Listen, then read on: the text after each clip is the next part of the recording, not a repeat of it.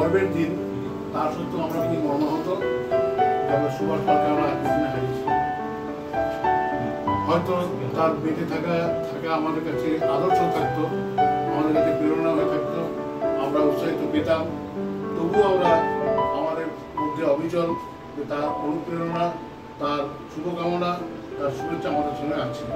আড়ম্বরপূর্ণ না হলেও আমরা সদস্যরা একান্তভাবে পালন করে থাকি সুভাষ পালের স্মৃতির উদ্দেশ্যে। আমরা খুব একটা বেশি দীর্ঘায়িত না করে আমাদের পরবর্তী অনুষ্ঠান রক্তদান শিবির আছে, আমরা সেখানে চলে যাব। তার আগে সুভাষ পালের প্রতি শ্রদ্ধা জানিয়ে, শ্রদ্ধা রেখে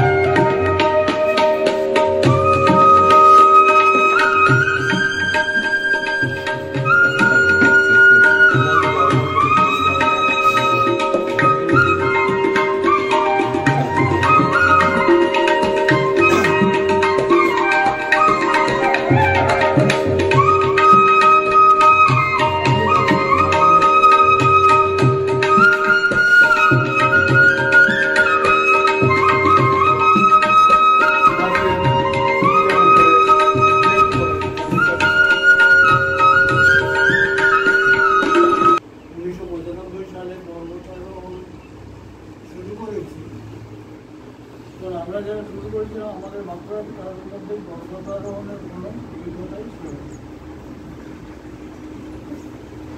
এত অল্প সময়ের মধ্যে যে বাঁকুড়া এক্সপ্লোরেশন একাডেমির তরফ থেকে একজন এভারেস্টে সামিট করবে, এটা আমাদের ছিল কল্পনার অতীত।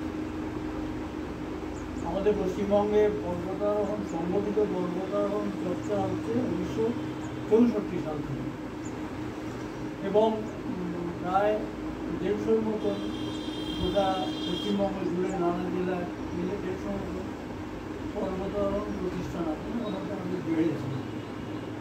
এর মধ্যে হাতে গোনা কয়েকটি সংস্থা, পর্বতারোহণ সংস্থা আছে যারা এভারেস্টে যাদের পর্বতারোহী এভারেস্টে বা সম উচ্চতা সম্পন্ন পর্বত শৃঙ্গে আরোহণ করেছে, খুব গুটি কয় হাতে গোনা। আমাদের সেই সৌভাগ্য গুটি কয় ক্লাবের মধ্যে অনেক পরে আরম্ভ করে, 95 সালে আরম্ভ করে খুব অল্প সময়ের মধ্যে আমরা এভারেস্ট ছুটে পেরেছিলাম আমাদের একাডেমি। এটা আমাদের মান্যতাটা বাঁকুড়া পর্বতারোহণ একটা আছে, অনেকে জানতো অনেকে জানতো না, কিন্তু পুরনো পর্বতারোহণ সংস্থার উচ্চতায় তুলে নিয়ে গেছে আমাদের এই ছোট্ট সংস্থাকে সুভাষ। এটা মানে এমনিতেই বাঁকুড়া সম্পর্কে মানুষের ধারণা পশ্চাৎপদ, পিছিয়ে পড়া ইত্যাদি অনেক ধরনের ধারণা আছে, বিশেষ করে এরকম ধারণা এখনও আছে।